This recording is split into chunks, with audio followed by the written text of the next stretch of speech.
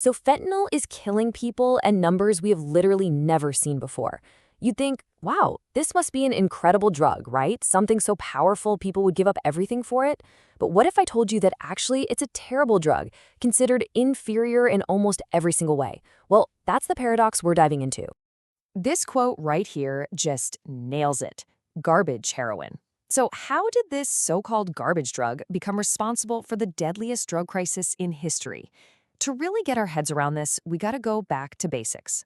To understand why a drug that's considered garbage can have such an insane, deadly grip on people, we need to talk about biology.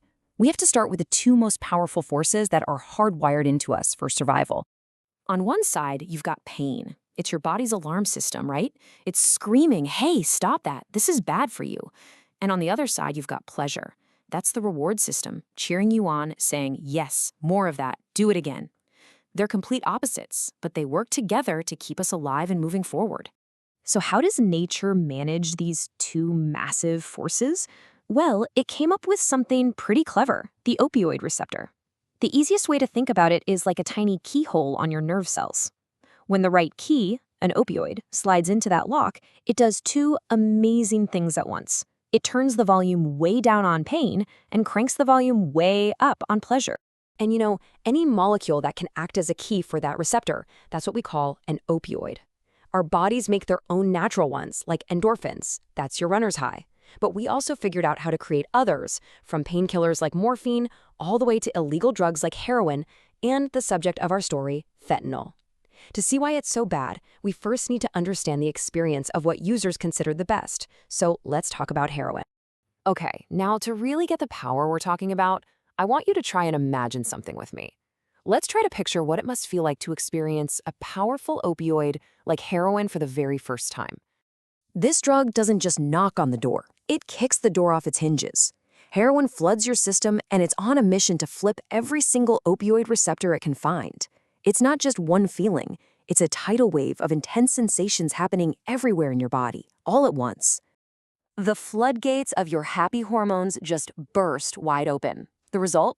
Pure bliss. An ordinary cup of coffee tastes like the most incredible thing you've ever had.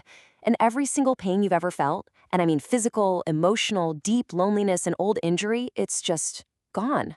Poof, you are literally incapable of feeling pain or even caring that it was ever there. Your brain's emergency alert system just gets switched off. All your stress, all your worries, they just dissolve into this warm, peaceful calm. Your breathing slows down. Your body completely relaxes. For a few hours, you are in heaven. And right there, that is the problem.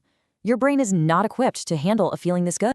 Because of course, that feeling doesn't last.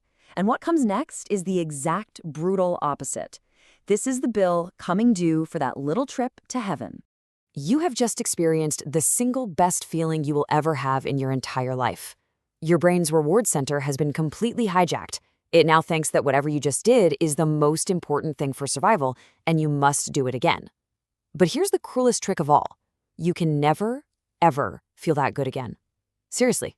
That was it. Your peak moment forever. Almost immediately, your brain starts fighting back. It basically panics. The cells that were just flooded with bliss go into overdrive to counteract the drug. We call this tolerance. Pretty soon, you need more of the drug just to feel normal. And as you keep taking more, your body doesn't just want the drug anymore, it physically needs it to function. That's dependence. And if you try to stop, oh man, welcome to withdrawal. It is literally the high turned completely inside out. That incredible euphoria, gone. Replaced by crushing anxiety and dread. That deep calm, replaced by a restless, shivering nightmare. The pain relief, gone. Now you've got agonizing aches deep in your bones.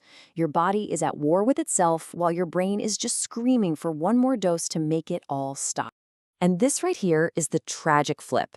This is so important. Addiction stops being about chasing that incredible high. It becomes a desperate 24/7 mission to avoid the crushing low. You're not trying to get to heaven anymore. You're just trying to stay out of hell.